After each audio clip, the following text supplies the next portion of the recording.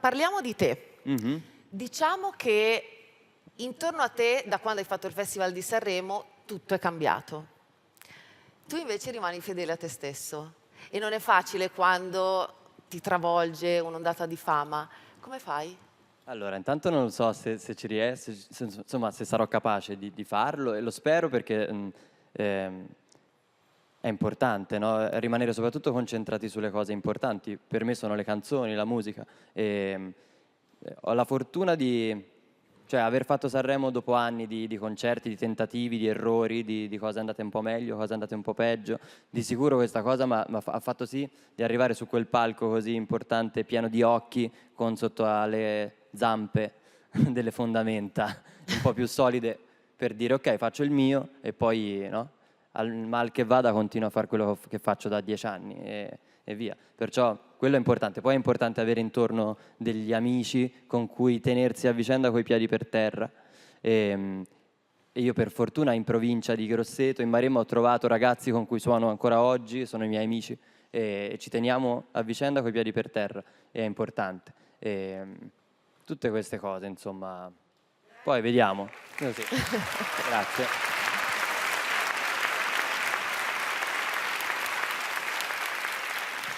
Infatti so che tu dici giustamente, non so quale corda sia stata toccata a Sanremo, di base va bene così, però ti chiedo se ti sei dato una risposta alla seguente domanda.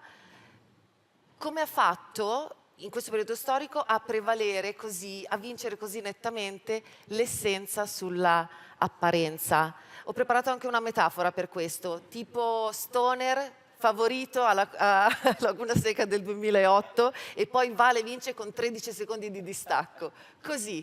Bella, bella metafora, mi piace, mi ricordo bene quella gara. Lo so, lo so.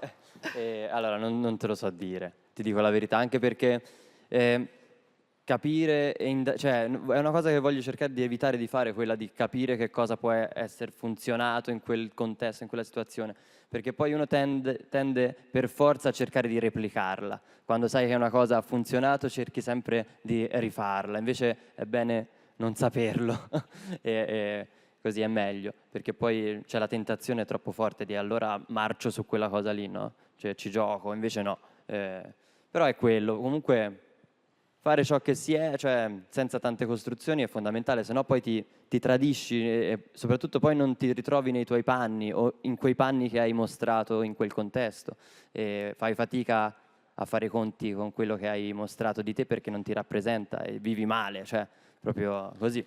È vero.